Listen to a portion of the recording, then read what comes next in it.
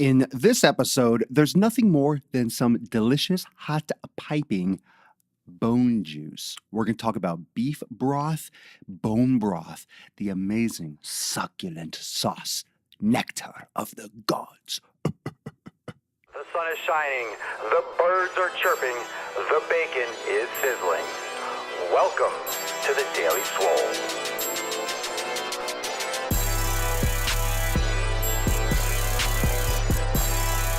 Testing, testicles.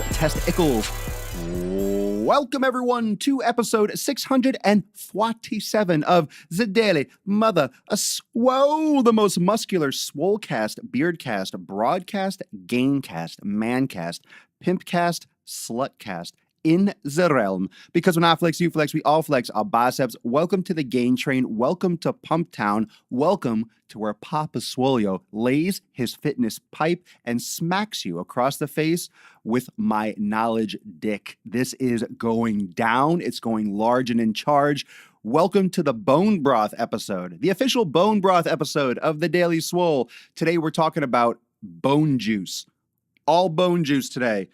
All juice. So the questions that you're asking me should be bone related, juice related, sauce related, anything saucy, liquidy, juicy, and bony. We are talking about today on the Swole. And I know my audience. I know you very well. And I know that you are going to take that the wrong way, as you should. You should take that as filthy, as whorishly as possible, because that's exactly how I intend it. Of course, obviously, this is the first, I don't know, this podcast goes from PG to XXX really fast, but that's why you like it. That's why you watch the fucking Gain Train. That's why you watch this savage rage every day at 12 noon Eastern time. So welcome to this episode. It's going to be very, very, I would say, educational and educational. Enterducational today. We're going to talk about bone broth, but first let me welcome the family. Welcome. We got Instagram Live is up and running again. Still a little bit fickle. It was a little bit fickle getting that started, but welcome Instagram Live at Swolenormous, Facebook Live. And remember, you can catch all the episodes on YouTube. You can catch all the episodes on Facebook. You can also listen to every episode, SoundCloud and iTunes, and also Google Music for the podcast. So check out Daily Swole on SoundCloud, on iTunes. The best place for those updates when the podcasts are posted, when things go online, is to follow me on Instagram, my Instagram stories, and also Snapchat. I blow up when I post the latest podcast. So if you want the updates, follow me on that medium on Instagram and on Snapchat, and I'll give you the latest deets. So we're here today. It's Monday, so happy fucking Monday. I'll take some questions throughout and during or after the show. That way, if you have questions about the topics, or if you have anything else that you might want to throw down that you might want to get an answer to, or see if you can snag my attention, drop the comments or drop the questions in the comments, and I'll get to them and just try to keep it on topic. That way I can get to more of them. So we're going to talk about diet, nutrition, fats, but mostly bone broth today.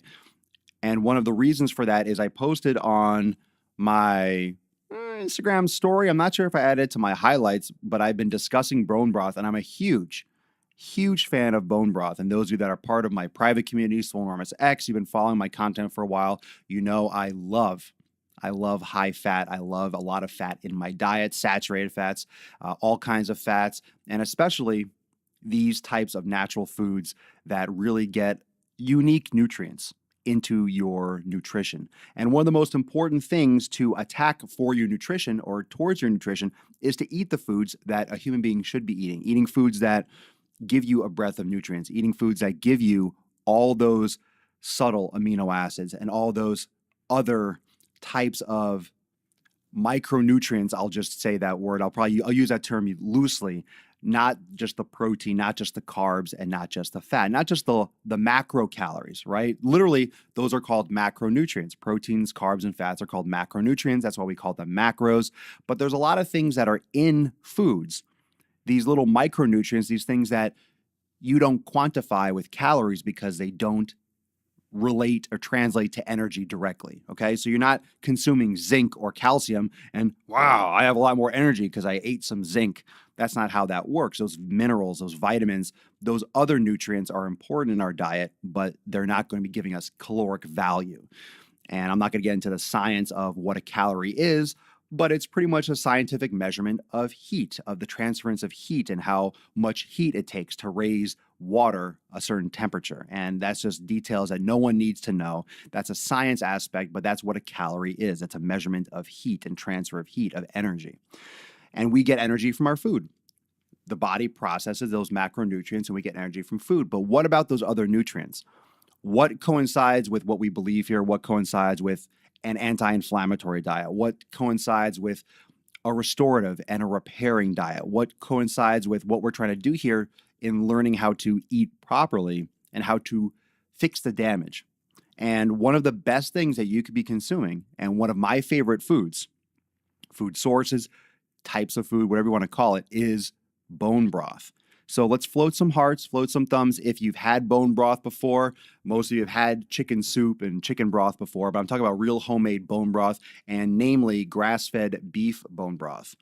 So beef bones. So drop some comments and drop some hearts, blah, blah, blah, if you've had bone broth before, beef bones. And if you do so regularly, and any experience you have with bone broth, drop that in the comments below right now on Instagram and on Facebook, and I'll give you some shout outs. We'll get into that. I'm going to talk a little bit about how I make it. Very, very simple, but also going to talk about some of the benefits of it, like the actual details and why it's so good.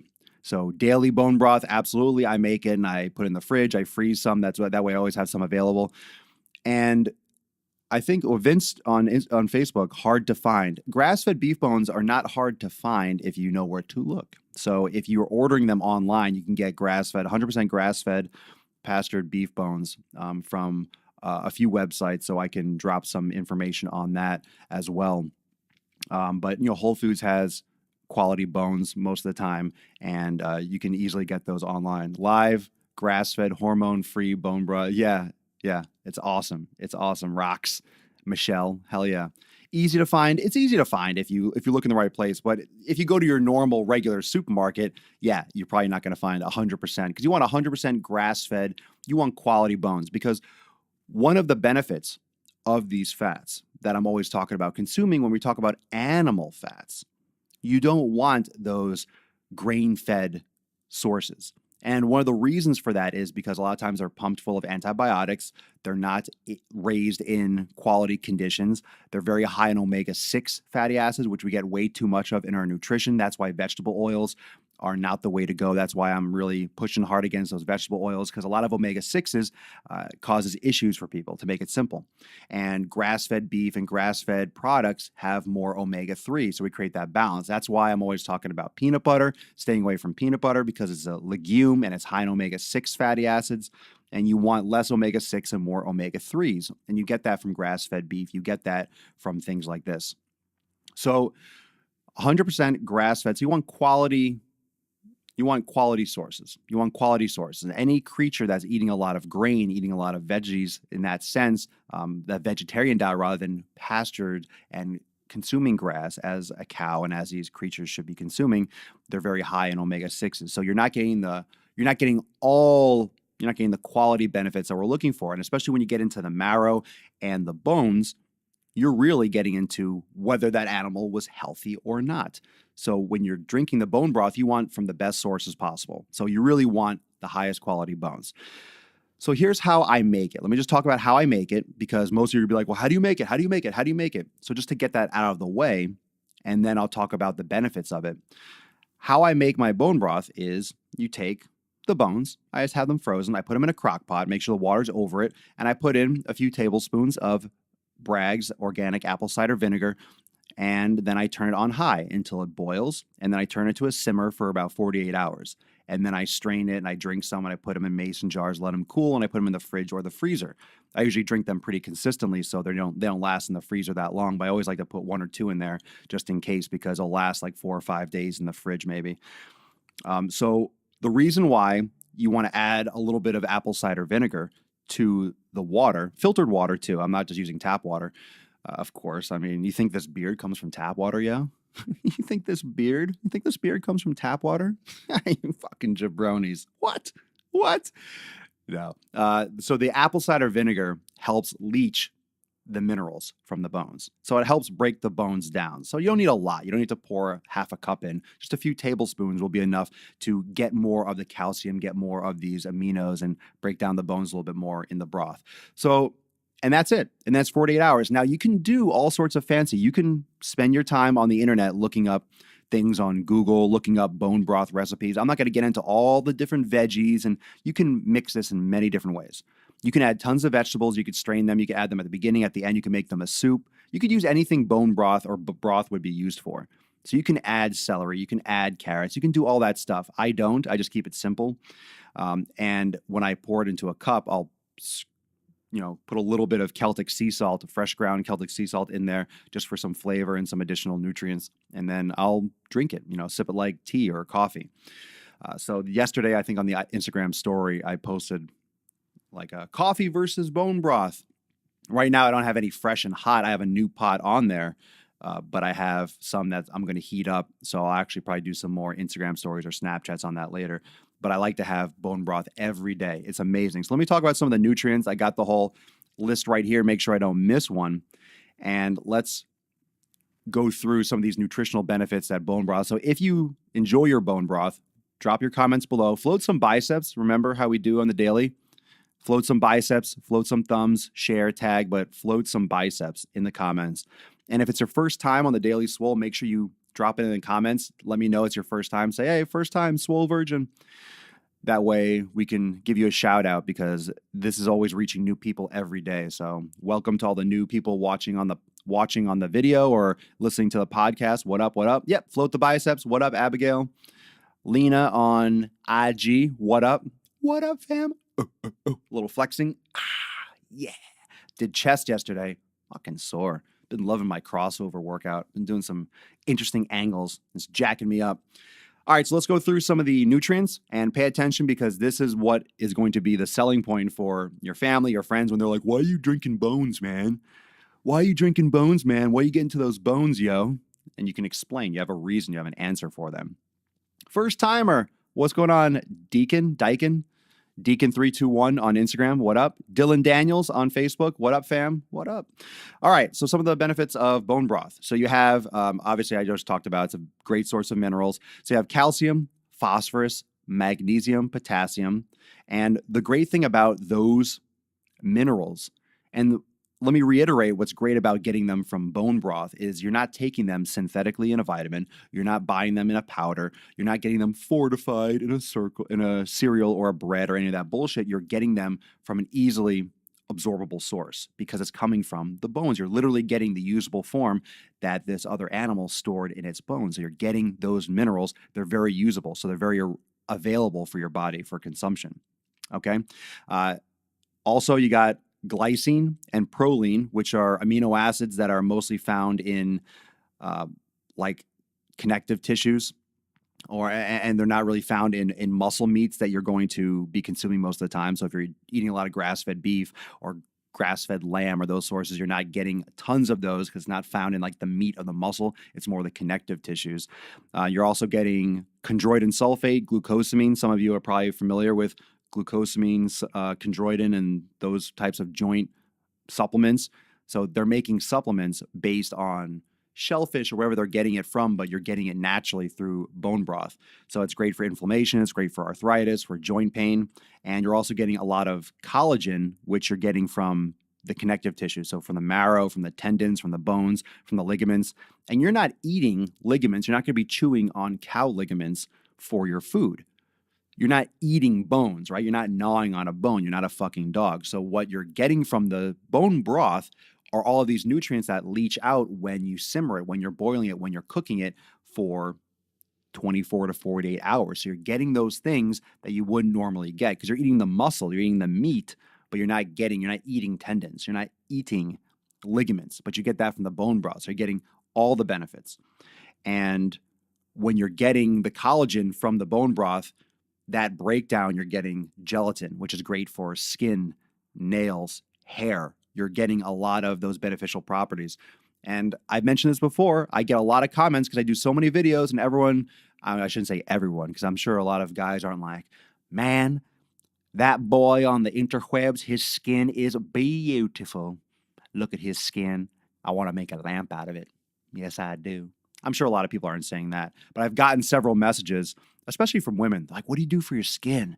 Your skin looks so moisturized. You know, your skin looks so healthy. What do you use? What body wash do you use? And I don't want to be gross. I use body wash. I use like, natural soaps. I use like the Dr. Bronner's, like one of those Castile bar soaps that I like that are non-irritant. They're made from coconut oil and all that stuff. But it's my diet. It's my nutrition.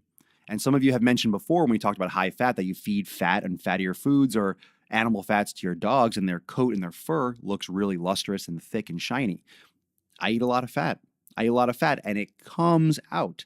It comes out when I'm doing a very high fat diet, especially if I start upping and doing a lot more bone broth. You get a lot of benefits from hair, skin, beard, hair. Obviously, I have no shortage of that. That was growing before I even started getting into a lot of bone broth. But the skin, the radiance, the color, just the quality of the skin improves dramatically when you're having healthy fats, especially in my opinion, in my personal experience. Let's see. Steve Smith, working through lunch, just wanted to pop in and say what up and stay swole. We'll be listening later. Rock on, Steve. Thanks for checking us out. Mike Stuttle, you got some pretty skin, boy. You got a purty mouth too.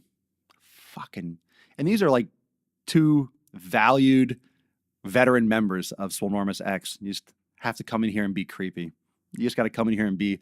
You always know the real anyone that tries to creep on these shows are usually like hardcore members of the community. So Mike and Eric, I appreciate that discomfort that you're trying to cause me live here. What up, Swolio? What's up, Farnham21 on Instagram?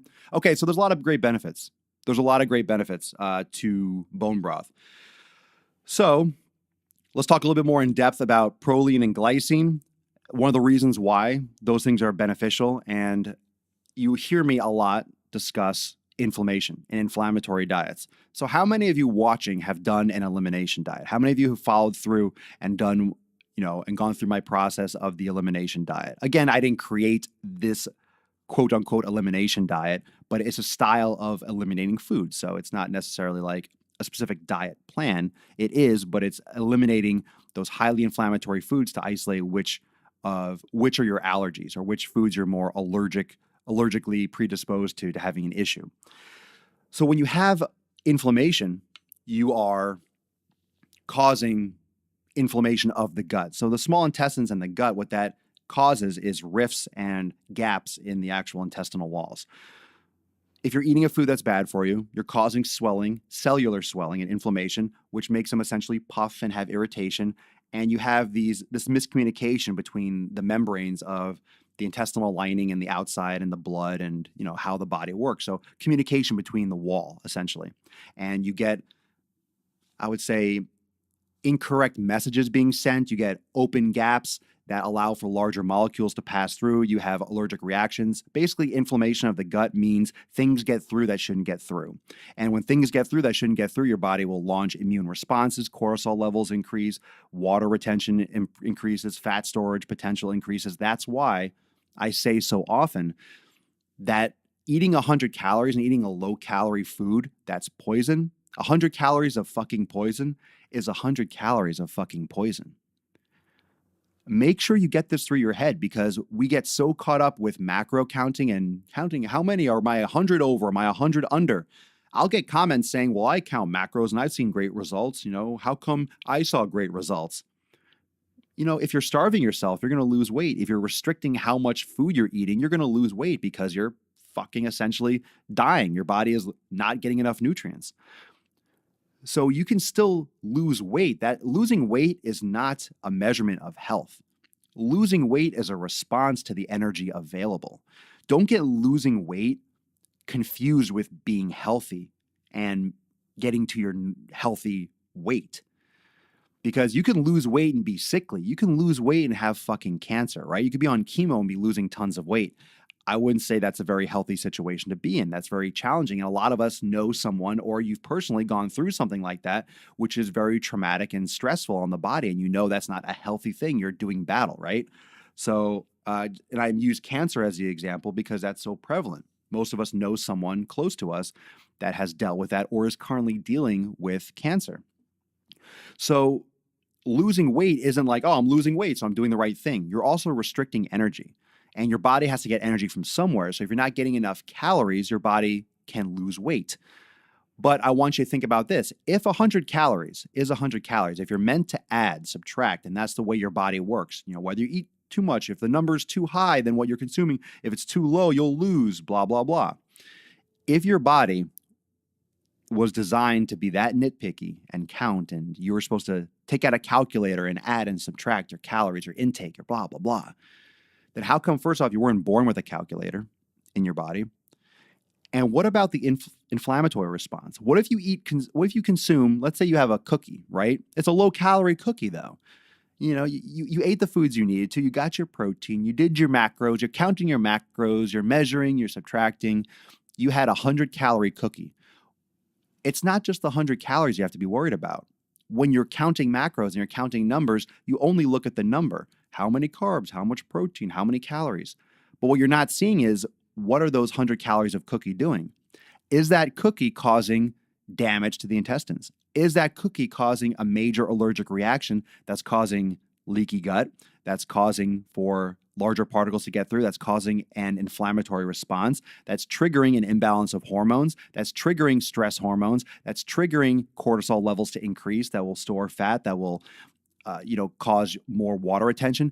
Is that inflammation going to affect your sleep patterns? Or you could have trouble sleeping at night because you don't know why. You're just tossing and turning because your body is fighting an allergic reaction, essentially. So your sleep is less quality, so you're not recovering enough. So your cortisol levels go up even higher because you're stressed out. Maybe your joints hurt because you had an allergic reaction, so you're not exercising the same way. You have a little tendonitis flare up. You're feeling achy. You're feeling sore. You're feeling low mood, you're feeling bummed out because you feel like you're in pain all the time, you're just uncomfortable.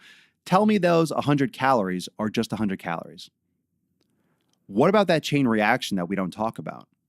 What about that chain reaction that can happen from those 100 calories? I'm not saying that's guaranteed, but that's what an inflammatory response is. And if you're causing an inflammatory response all the time, those 100 calories are going to have a bigger impact than you think. It's not just, oh, I had 100 calories, let me just subtract that from the list. No, you have all these other processes that can be affected.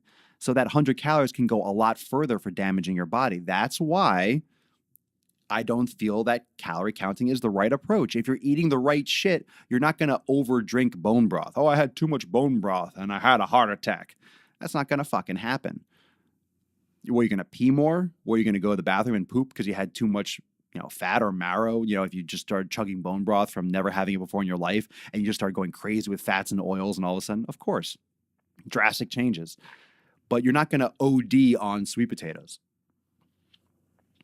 Okay? So you're not going to get those same type of responses.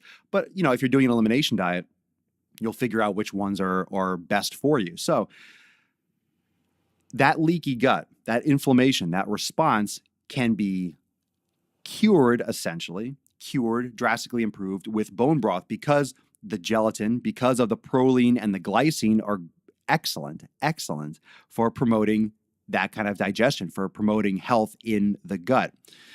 Not to mention your nervous system, your just muscle repair, your immune system, and most of your immunity happens in your digestive system. Most of us don't know that. We think, oh, I don't know where people think their immunity comes from, or their immune system, or the strength of their immune system. It comes from your digestive system, your intestines, your gut. That is where your immunity comes from. A lot of your illnesses can be cured, quote, cured, but your defenses start in your intestines. That's where you have all this bacteria that regulates what you're eating. And don't get it twisted. You're not eating when you eat for you. You're eating for your bacteria. The bacteria, the garden that you cultivate in your intestines is what is craving, is what is demanding, is what is breaking down the food that you're consuming.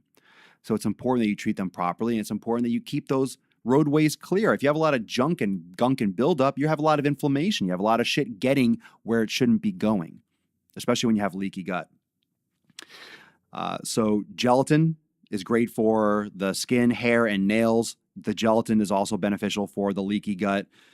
And if you have a lot of autoimmune issues or inflammatory issues, that could be great for joint pain and all those other things. So bone broth is amazing. Like I described, it's very, very easy to make. Crock pot, slow cooker. Like I said, you bring it to a boil. I put it on high until it boils, and I turn it down to a simmer for 48 hours. Grass-fed bone broth is amazing. You can get them online. You can Google search grass-fed beef bones, and there are a bunch of sites that will FedEx them in 2 days, and they put them in one of those styrofoam freezer packs. You can also get them from Whole Foods if they have grass-fed beef bones available. Sometimes they do, sometimes they don't. You can call or check. Usually they have them in their freezer section at Whole Foods. So that's a possibility. And you just want to make sure you get quality beef bones. And I prefer the beef bones. I prefer that. You can have other types of bones, but you can get wild game bones. You can get buffalo, venison, beef, veal. I just prefer beef. Those taste great for me. Obviously, each one will have different flavor, but you want to get as close to the organic, the 100% grass-fed that you can for the bones. And I mentioned before, you can look up tons of recipes. I just pulled up one random recipe here that talks about adding, onions and carrots and celery and parsley and garlic. And you can do that.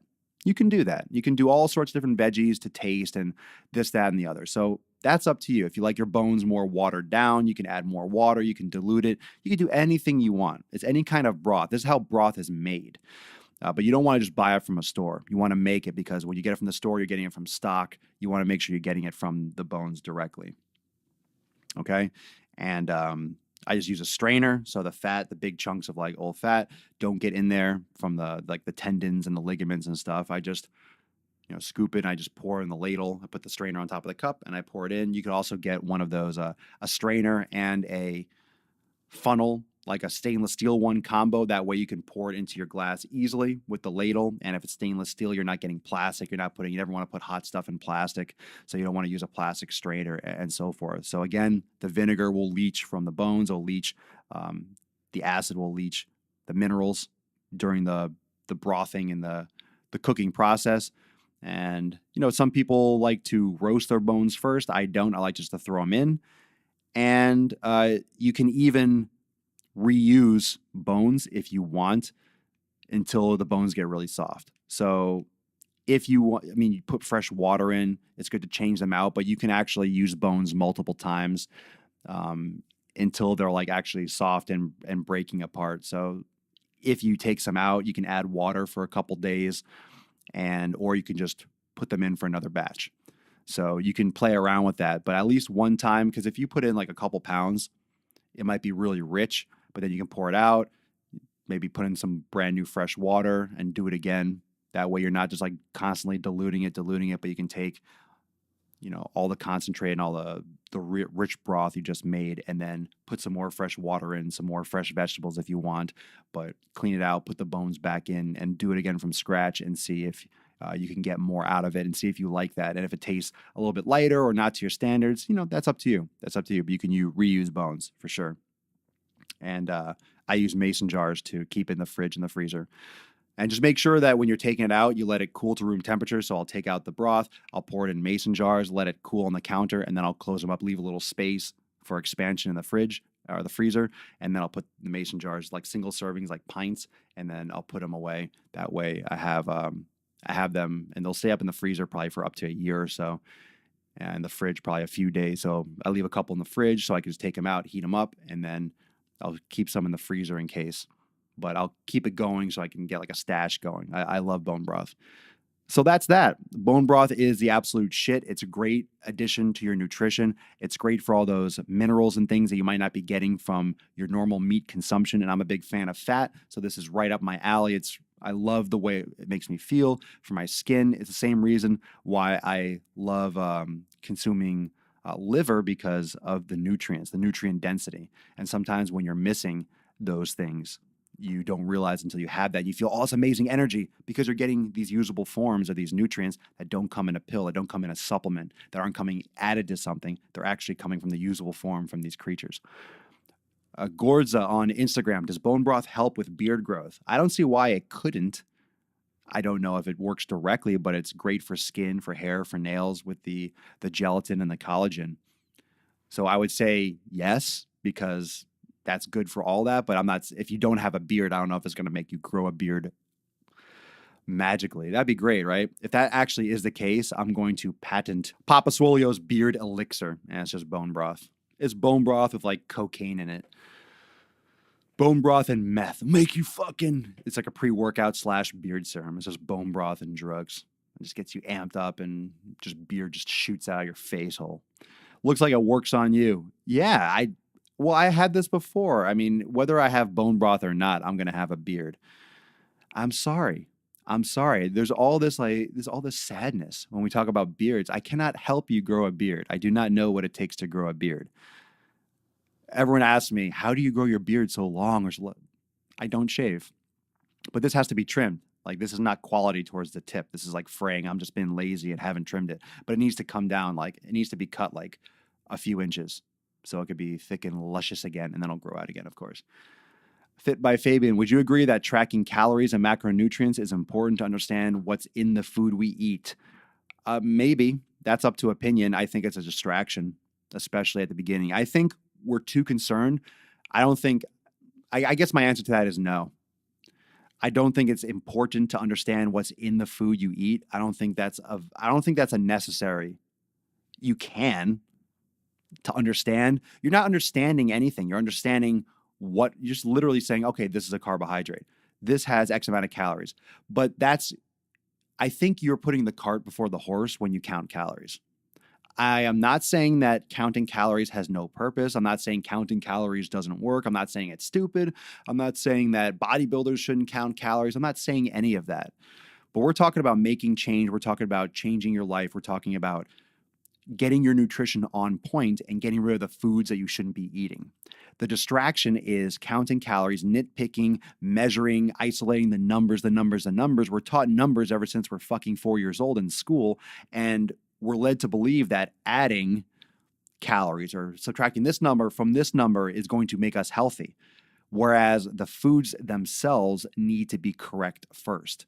So I'm not saying that being aware of how many calories you're consuming can't give you some benefits or can't take it up a notch, but you better be eating the right fucking foods before you even think about counting how much you're consuming.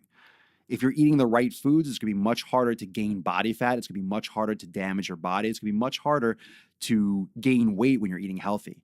Tell me how easy it is to get huge eating grass-fed beef, sweet potatoes, vegetables, all these healthy veggies. It's very hard to overeat. You're going to be full. You're going to be satisfied, and you're not going to want to fucking eat anymore. When you eat the right foods, you don't have these cravings like, oh, I crave a snack, or I have these cravings late at night. No, you're fucking full because you ate a ton of satisfying food. If you're eating 85% fat grass-fed beef, or 85% lean, you have 15% fat, grass-fed beef, you're having a sweet potato with butter on it, and then you're consuming a bowl of broccoli or a salad, you're going to be like fucking full. You're not going to have cravings. You're going to be satisfied. So do you need to count and calculate whether or not that was 400 or 500 calories or, right? It's just, you're not going to have to worry about overconsumption as much because once you're eating the right foods and you're not getting the inflammatory response, that's why I promote the elimination diet and that kind of approach. Your body is going to send the right signals. Your hormones are going to balance out. Your body is going to be able to notice and alert you when you're full so you don't overeat. You're going to feel full when you're actually full. You're going to feel hungry when you're actually hungry. What high fructose corn syrup and processed foods do is it tricks the brain. It fucks you up and it pretty much lies to you, and you get the wrong information and you think you're hungry when you're not, and you overeat when you shouldn't overeat, and you just don't stop eating when you should stop eating. So we're resetting. We're essentially resetting. So I don't think it's bad. Like, it's not evil. It's good to know, but I think we're getting new people into the fray with the wrong approach. I think it's the wrong approach to start. And of course, that's my opinion, but I've seen amazing success helping people focus. It's hard because in my community, and those of you that are in Swolenormous X and those of you that have gone through my process, like how I like to go and help you all through it, you can comment below. It's not easy because you're undoing how you think. You're reformulating and relearning and reteaching your body how to think about food. You're so used to looking at numbers. You're so used to looking at calories. You're so used to looking at that aspect of your consumption that it's hard to ignore it. So that's the hard part. It's very easy to do this. I'm never talking about anything that's super complicated. My approach is very, very simple. It's very simple and straightforward. It's not easy because it's against the habit and the logic that you're used to thinking about. Doesn't make it wrong, doesn't make it easy, but it's difficult in the sense that you're just not used to thinking about it that way. So you're kind of like unlearning a fundamental, oh, this is too many calories, this is too little, this has too high of a number, that's too low of a number. It's hard to undo that. So it's a psychological aspect too. Mike Stuttle, the only thing I hate about the new lifestyle and Dash's program and advice is you will need all new clothes. My old clothes fit like a tent. That's a good problem to have. And I know you're saying that sarcastically, as if that's actually a fucking problem. You're also sticking to it, man, and you're seeing great progress. But yeah, it's so simple. It's very liberating when you don't count calories anymore. It's very liberating. Anyone that doesn't count calories, tell me in the comments right now how awesome it is when you don't count calories. How fucking great is it when you're not counting calories? Tommy Mays, I gained weight on sweet potatoes, but was gaining weight on purpose. Well, if you fucking bulk and you're eating like a beast, Tom, hell yeah, bro. Hell yeah. Lola J 1980 on Instagram. Do bone broth nutrients cook out if using it for something like cooking lentils? What do you mean? Do they cook out? Like, do they neutralize? Remember, lentils are inflammatory in many cases because of the lectins. So if you're cooking beans or any kind of legumes, you should be at least pressure cooking them to minimize those effects. If you haven't done an elimination diet and cut out beans, I highly recommend it because that's very, very commonly inflammatory for many people. So I wouldn't personally, and this is going to sound funny to a lot of you, but I wouldn't ruin my beef broth by adding lentils to it. I wouldn't ruin it. I like it straight. I tend to watch out for high sodium cholesterol. And that's another issue, is that cholesterol in your diet does not equate to blood cholesterol. So that's a myth that's been perpetuated. And sodium, if you're not getting and you're eating the proper foods outside, usually sodium you don't have to worry about as much as they make a big deal about it. If you're eating the right foods, you're not getting a lot of sodium. So adding any kind of Celtic sea salt or things like having high quality pastured bacon and stuff like that, you're not going to have an issue really. So all those correlations or those issues that have been perpetuated all these years about high cholesterol, eating high cholesterol foods is not going to translate to high blood cholesterol. That's something that's been fucking long since proven and discussed. You see on the board behind me, that juice though, that bone juice though, that bone juice though, that juice though, yo. Let's take some more questions. Great comments. Fit by Fabian on Instagram. No, I agree. I guess I'm just so involved with the bodybuilding community that calories are almost necessary to push your body in the direction you want it to go. Well, calories are necessary anyway. I'm not saying calories don't exist. I'm not saying that calories don't play a factor. But you still, if you want to gain weight, you still need to consume more than you're utilizing. My approach is that you need to reset the foods that you're eating before you even start worrying about fucking eating more or less calories. Because if you're eating more calories of foods that are causing you poison, inflammation, that's not good. If you're eating a small amount of calories of foods that are causing you poison and inflammation, that's not good. So getting the right foods down, and then you can start playing with, okay, let me increase the calorie intake. Let me do intermittent fasting. I want to do ketosis. I want to do vegetarian. At least you know what foods your body reacts well to and what your body reacts poorly to. If you isolate what foods are best, then you can make those decisions based on your lifestyle habits. Maybe intermittent fasting is the greatest thing in the fucking world for you. I do it sometimes. I don't like it all the time, but maybe that's the absolute shit. You believe in intermittent fasting. That is the most amazing thing you could ever do. You love it. You fucking preach it. That's your thing. Fine. You still want to eat the foods that don't cause you inflammation, right? You still need to be eating the right foods. If you're eating the wrong foods and you're intermittent fasting, you're still fucking yourself up. That's the bottom line. That's my point. That all these I think we just focus on the wrong details getting started, getting into the fitness community, getting into our journey, getting going. We focus on the wrong shit. That's all I'm saying. I'm not saying you can't do intermittent fasting. I'm not saying you can't observe and see how many calories are in your food. I'm not saying you can't eat a caloric surplus. I'm all about fucking gaining. I'm always talking about making sick fucking gains and grunting like a fucking maniac. I'm all about it. I'm also all about you losing fat. I'm about you getting what you want that makes you happy. If you love to run and do marathons, you love cardio, fine. You're a welcome member of the community. I don't care. It's not for me. I'm not going to recommend someone does that, but if you have an absolute undying passion to run and that's your thing that you love to do in this world, you live once, do what you love to do. I'm going to help you try to make the best of that. I'm still going to tell you which foods that you probably should be eating and lead you towards an anti-inflammatory lifestyle. You still want to eat the foods that are best for your body. The style and the method and all those little subtleties in your daily life, that's what's going to make the difference. That's the individuality of it all. That's the individuality. I really do believe that there is a central way that the human being and the human body should consume nutrients. I don't think we've narrowed it down yet, but I do think there should be there is a bullseye where it's like these foods are really good for human beings.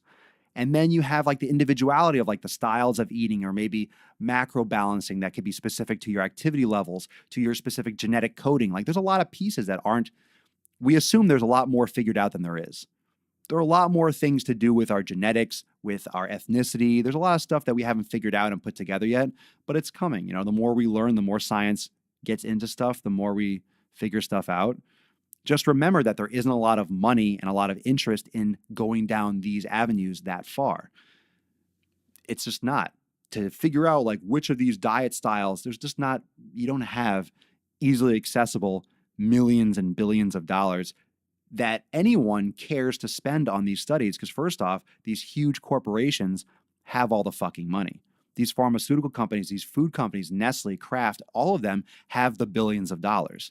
And the last thing they want to do, not that they don't believe it, not that they don't think that it should happen, but to reformulate their products again, they're not likely to do that. So these companies that have all the fucking money, how likely do you think they are going to fund $1 billion study that might prove that the foods that they're making aren't good for humans?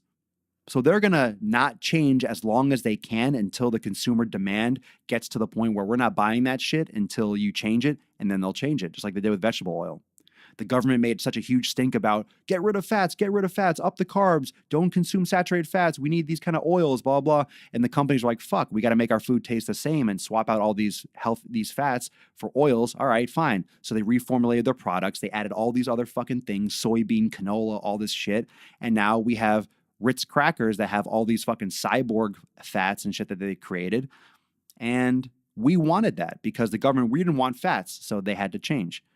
But now we're realizing, oh, that was a fucking lie. That was on poor information. And now, oh shit, all these foods exist. Those companies are going to lurch and resist and ignore and pretend they don't know any different or blah, blah, blah until they are absolutely forced to change. There's too much money at stake. It's too much of a pain in the ass to reformulate foods and to create new nutrients. So until fat comes back, legit fat, it's going to go from trans fats to other cyborg fats that just get worse and worse because as we keep on hating on these other fats and these fake fats, there's going to be more synthetic fats because we still haven't, quote, legalized or accepted nationwide that fats aren't bad for you.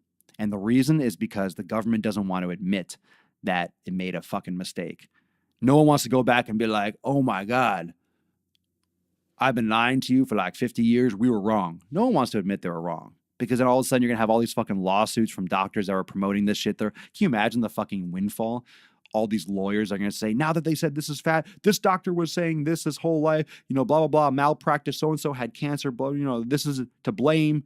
There's going to be so many fucking lawsuits. It's just, I don't even think it can change. I think we have to just do it ourselves and ignore what everyone's doing. That's why I'm talking about it so fervently. Because I don't even know if policy can change or how fucking disastrous that will be. And how much blood there will be in the water if that actually changed on that kind of fucking level. So we just have to do it ourselves. We have to see the truth. We have to see what the patterns are. We have to see what makes complete sense and then just do it ourselves. And fuck, we change whose minds we can. We teach who we can teach. We spread the knowledge to who we can spread the knowledge to. And that's it. So it's like a big fucking yacht. It's like a cruise ship trying to pull a U-turn. It's going to take 3 days. It's just going to take it's way too long. There's too many things, too many billions of dollars, pharmaceutical, government, and food industry. Yeah, you try changing that. It's been slowly changing and changing and changing over 50, 60 fucking years. And now this stuff's just coming out. It's going to take another 50, 60 years. Who knows? In our lifetime, I don't know. But just because that hasn't changed doesn't mean that we can't make choices. We can still make the right choices.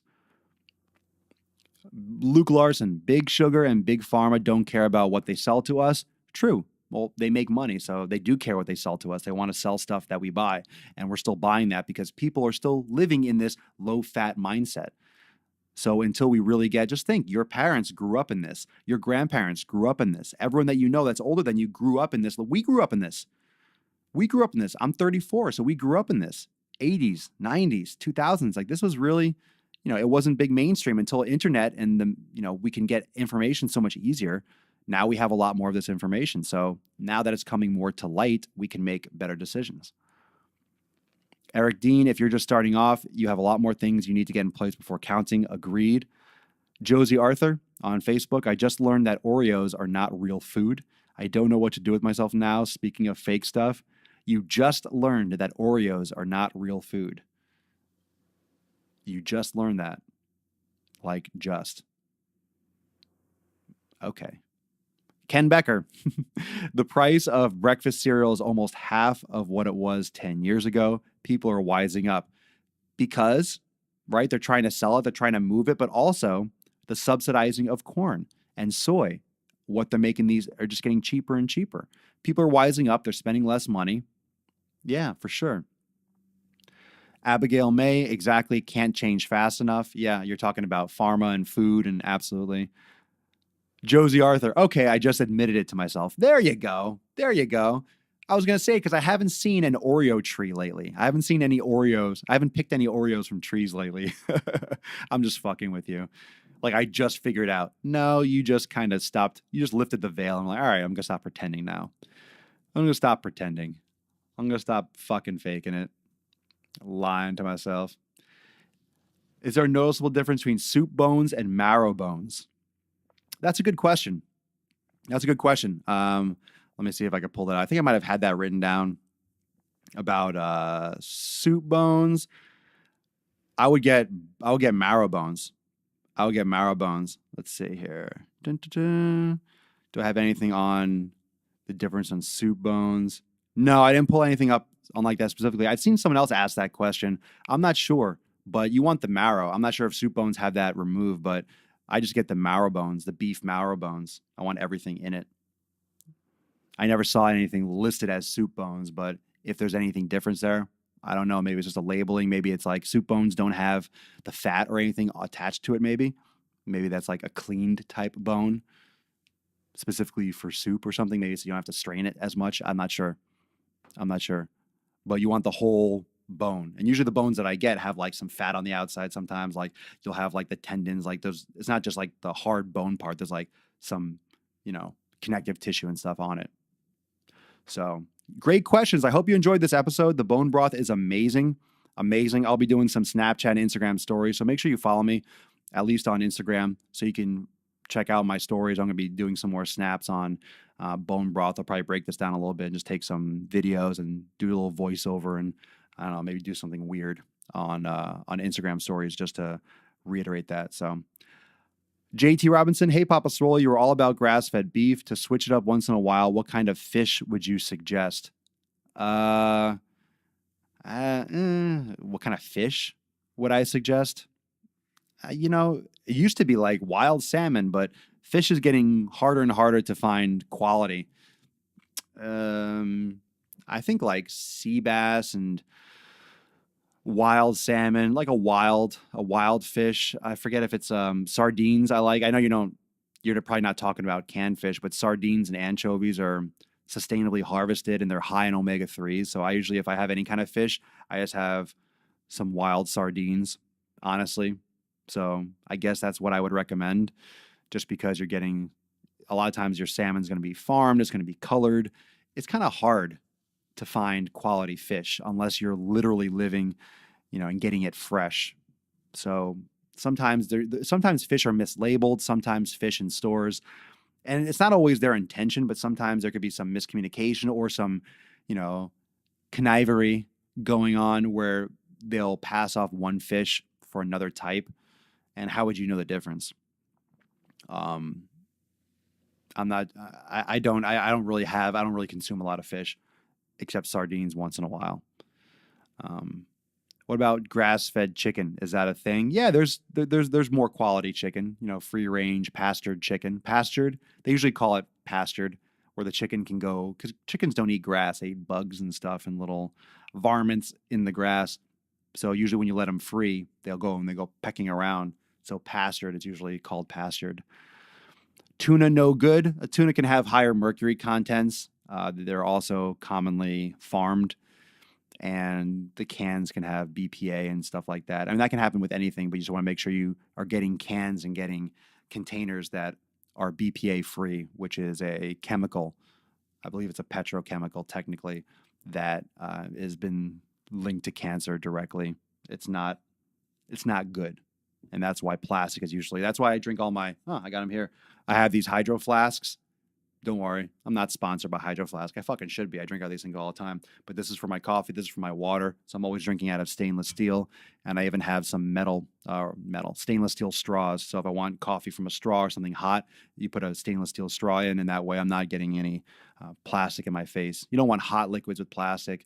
Coffee, I don't want to put them in like one of those cheap mugs.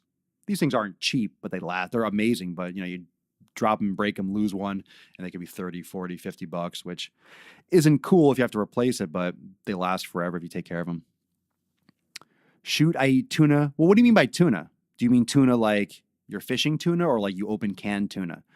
You're not going to die. You're not going to die from having a little tuna. I'm just saying there's better options, in my opinion. Elk is awesome protein. Farm raised is good, but wild is much better. Of course, absolutely. You're going to get better quality nutrients in your food if you get a grass-fed.